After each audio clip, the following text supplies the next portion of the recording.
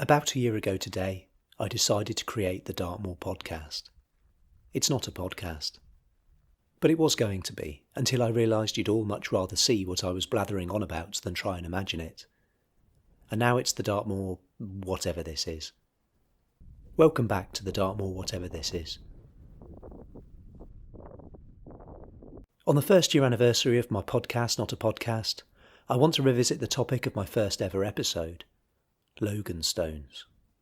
And if you haven't seen episode 1, Search for the Nutcracker, with its silly accents, walnuts and scenes of shamanic possession, I recommend watching it now to enrich your experience of this episode. Well, go on then. Click on that thingy in the corner, then I'll meet you back here in about 15 minutes. Okay, welcome back, hope you enjoyed it. And for those who couldn't be bothered, here's a very condensed version. A Logan stone is a big wobbly rock, and Lustley Cleeve on the eastern edge of Dartmoor had a famous set of them, including the Nutcracker, a heavy boulder that could be rocked by hand to, well, crack nuts. But one day in 1950, the stone was toppled off the summit by a couple of vandals and sent tumbling into the valley below. Amazingly, the army were then called in to replace the stone, in a kind of training mission, and succeeded only in dropping it further down the Cleeve and making even more of a mess of things. My investigations in episode 1, however, revealed that it was almost certainly a second Logan stone, called the Christening Bowl, that was dislodged by the vandals, and that the Nutcracker was still very much in place. A search in the woods below even turned up a candidate for the remains of the Christening Bowl, where it had come to rest against a tree way down in the valley.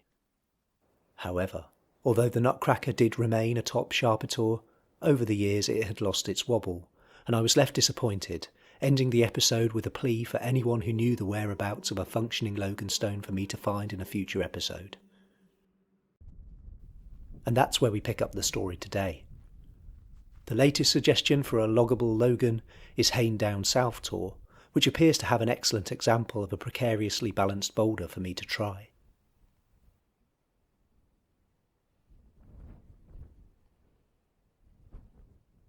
Would today be the day I finally got to shamanically wobble a rock after a year of trying?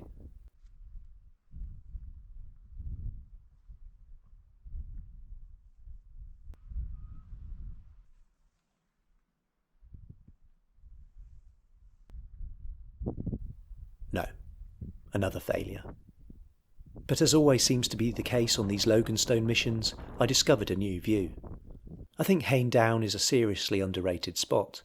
Just look at that impressive vista over towards Houndtor and Haytor. If I wanted to find a Logan stone rather than another inert boulder, I was going to need more help. And in my inquiries, a specific name kept cropping up. People would say, "I don't know, but I know someone who does. Max Piper." Max, a keen tour bagger, is the go-to man for information about tours, especially on the east of Dartmoor. In a strange bit of synchronicity, he'd had an article published in Dartmoor News on the Nutcracker a couple of weeks before my first episode came out. And he's even just released a book about the lesser-known tours of East Dartmoor, or LKTs as the cool kids are calling them. As a lover of obscure Dartmoor lore, Max's book The Lesser-Known Tours and Rocks of East Dartmoor had gone straight on my Christmas list, and I was not disappointed. Over 300 outcrops not named on the OS maps are recorded, along with coordinates, colour photos and, best of all, little nuggets of history, geology, etymology and probably some other ologies too. On a late February morning, I found myself, again, scrambling up the steep wooded valley sides of Lustley Cleeve. It really is a magical place. The dense, ferny woodland, echoing with the sound of the rushing river Bovey, conceals all number of lost mossy boulders which appear unexpectedly through the foliage, looming up like Tolkien's trolls who have been turned to stone. If anyone would know where to find a Logan stone, Max would. And as luck would have it, he was happy to meet me to chat about his book. And what better place to meet than somewhere on East Dartmoor, in Max's natural habitat, out among the LKTs, the site of the Nutcracker from episode 1. Right, like I say, I've never interviewed anyone before, Max. Absolutely so I'm going to fine. be a terrible interviewer. And I'm trying to be good. I'll try and be good. how far back does your connection with Dartmoor go? You said sort of 7 years there. Yeah, well, 7 years I've been walking Dartmoor really seriously, but I actually have the benefit of my mum and her parents actually grew up on Dartmoor. Right. They lived close to Haytor Vale, and from a very young age I used to be taken up onto the moors. I used to walk around Haytor quarries, and sort of the love for Dartmoor really became permanent then. And as I grew up, I started getting the bus to explore this wonderful eastern landscape, and now that I can drive, I can go wherever I want, really. It's fantastic. What is tour bagging? Tour bagging is what we Dartmoor lovers like to sort of describe as visiting tours on Dartmoor. We like to try and visit all of the named tours and rocks on the moor. However many tours and rocks that is there's no definitive number, but the intention of tour bagging really is to get people to explore the moor, to walk between these tours, because every tour on the moor is really unique, and it's really nice for people to be able to collect places. They see new places, such as beautiful Sharper Tor, and it's a great way to get out, get fit, and meet some friends as well. It's a really sociable thing to do. Yeah, it's really wonderful. With the tour bagging, do you sort of keep a count? Does that mean something to you, or is it just more about the day out and the walk? It's a bit of both, actually. Yeah. I mean, again, I've done most of the tours on the moor, but even still, to revisit all of these tours, you see a different side. On Dartmoor, we have all four seasons in one day. The weather, the company, it can all make a massive impact on the walk. I use the Dartyfacts website to document which tours I've been to, and hills, but a lot of people have spreadsheets. Some people even write their own lists on paper. Yeah, it sounds a bit like bird watchers. That's what it makes me think of. Some people are really into the list. Some people, yeah, absolutely. Now, I've got a copy of your book with me. I got it for Christmas, and it's already looking quite well thumbed. So it's been out on a bit of an adventure with me this morning as well. Look, it's an absolutely... It's like this book was written for me in many ways. It's just someone who wants to go out on a bit of an adventure and find some hidden, new, like little places with little stories about them. It's absolutely amazing. And the photos in it as well. Almost all the tours have got a photo. The thing which is impressing me the most here, Max, is just how much work this must have been. Not just like in the research, but like physically, actually going out to get to these rocks and sort of photograph them and note them. Tell me a bit about the process of making this book. It's definitely been a labour of love, I'll be honest.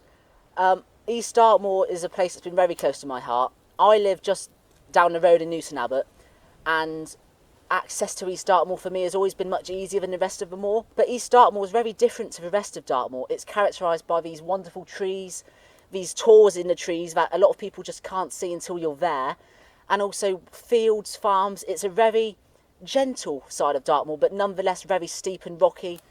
And I thought, you know what, a lot of these outcrops, to my knowledge, don't have any names. The Ordnance Survey maps don't name that many, and it's like finding buried treasure. So for me, I wanted to create a book that would have everything in one place. I want people to be able to explore East Dartmoor like I have for the last 5 to 7 years, and to be able to learn about the history and just enjoy it. Yeah, and it's amazing as well. You say East Dartmoor has got that particular character to it. We were talking just before we started filming actually about how we both like tours in woods. Yes. Because people think of tours as just out on these barren hills, and yeah, they're really impressive. They've got a certain beauty to them. But those ones you stumble across sort of coming out of the woods, like you say, you didn't even know it was there, and it's this huge fortress of rocks up here. Yes. So the book is called East Dartmoor's Lesser Known Tours and Rocks. Yes.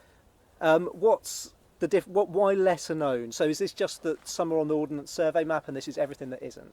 Is that how it works? Yeah, it pretty much is. Lesser known is quite a subjective term, but I chose it simply because to me, all of these tours that aren't marked on the maps, they're lesser visited and hence they're lesser known. People don't really know about them. A lot of people, understandably, and such as myself at the beginning, we would just look at an OS map and think everything on the map is everything that's in the landscape, but actually there's so much more that the landscape has to reveal.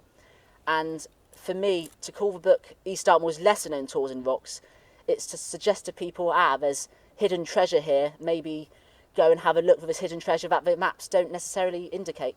That's amazing. And I think as well, one of the things I'm really interested in is the naming of them, the naming process. So you've obviously gone into quite a lot of thought about what to call them. Yes. There's some great names on there. I've just written down Puggy Stone, Viper Tor, Warm Pit Copse, Grubby Close Tor, Yonder Pip Hole Tour, just some really great names.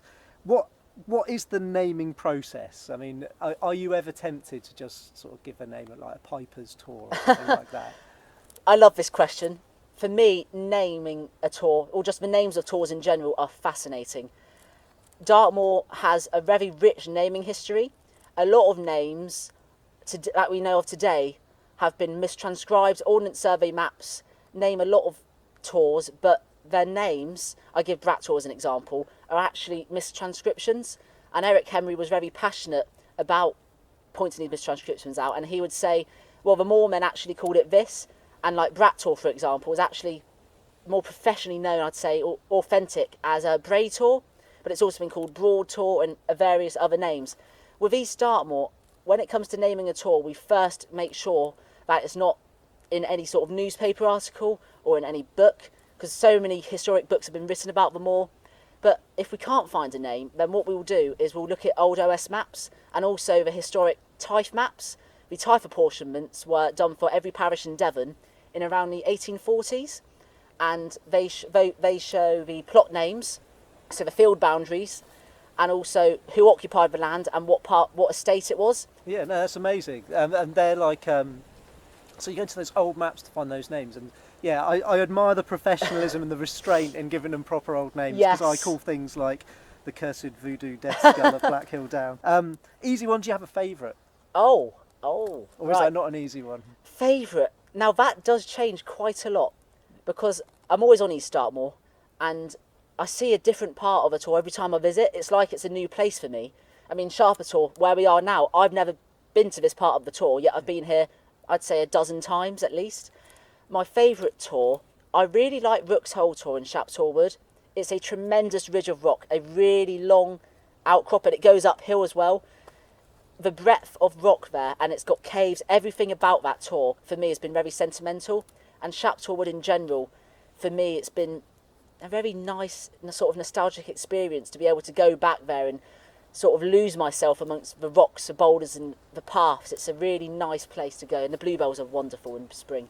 Now, I know this is a difficult question on East Dartmoor, but are there any functioning Logan stones I can go and find and wobble? Because it's the year anniversary of my first podcast. Yes. When I came here and I was disappointed that the Nutcracker didn't rock, so I don't know if you can point me in the direction of maybe one that does.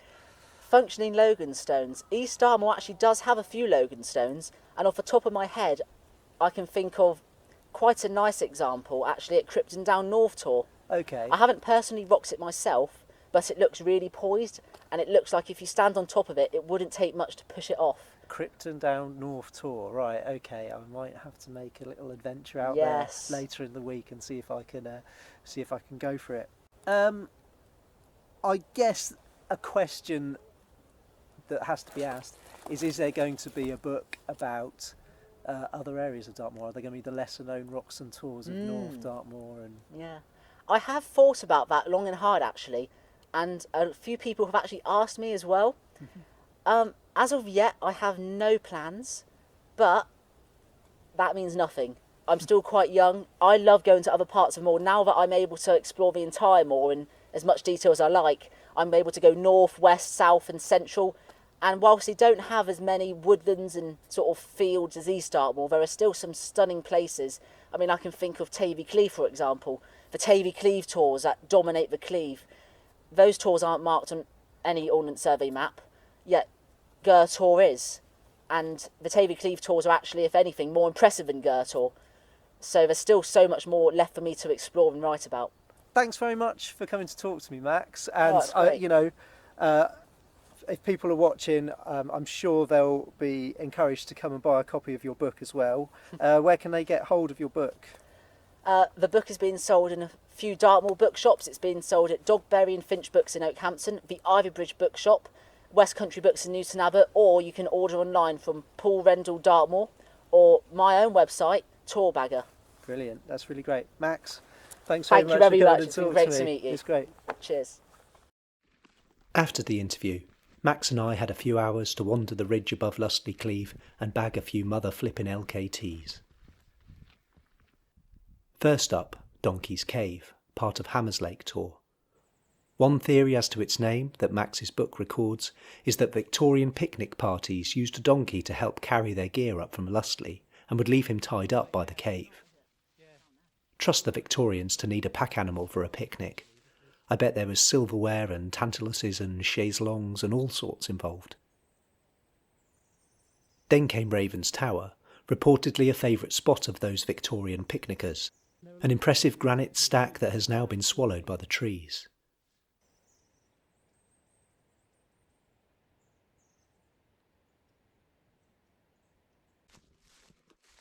East Ravenstor was particularly impressive, an amazing mass of granite that's cunningly concealed just below the tree line of the Cleeve. There are all sorts of nooks and crannies to explore here, and judging by the chalk on the rocks, it appears to be a popular site with boulderers. But the highlight for me was Max and I putting our heads together over the mystery of the christening bowl. At first, Max seemed pretty impressed with my discovery of the strange rock down in the Cleeve, which seemed oddly out of place with that tree growing around it. But as we got up to the christening bowl's original site, he made a very good point. How had it got from here to there? It was a very long way away from where it started, and even though the army are alleged to have dropped the rock quite impressively down the hillside, it seemed far-fetched that it should have tumbled in that direction. It was at this point, when we looked at the old photo, that Max's keen eye for detail spotted something that had been staring me in the face. That rock on the ground there was obviously the christening bowl, or at least a large part of it.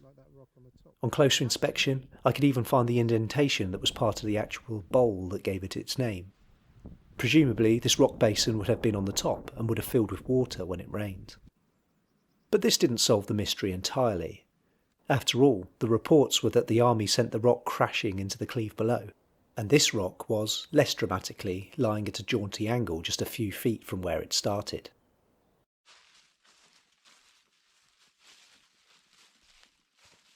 To George, don't fall off any box. At the end of our brief tour-bagging expedition, Max signed my book and bade me farewell. I really like Max, a funny, smart young chap with a real passion for the moor, whose name will no doubt one day be added to the list of Dartmoor legends like William Crossing, Eric Hemery and Tim Sandals. But my adventure wasn't over yet. Krypton Down North tour? I know you're out there somewhere.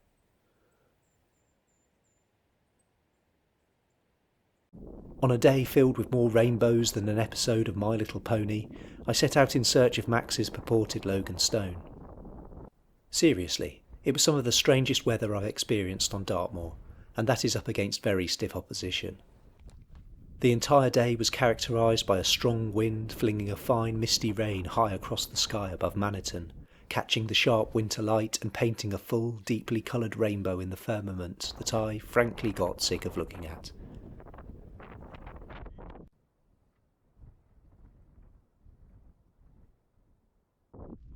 But imagine my excitement when it lined up so that Krypton Down North tour lay at one end of it. Surely this was a good sign. A Logan stone was to be my pot of gold. And, as usual, there were brilliant views from this less visited part of the moors. Except for that bloody gaudy rainbow ruining them, of course. First impressions of the rock itself were good. It looked finely poised and ready to roll.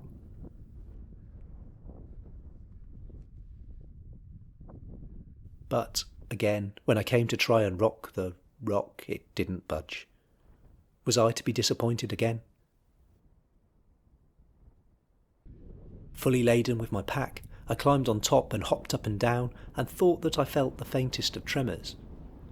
But it could have been my imagination, especially as I was being blasted by the scything wind. So, to be certain, I set up the GoPro to see if there was any movement, and when I got home I found this footage. It moves.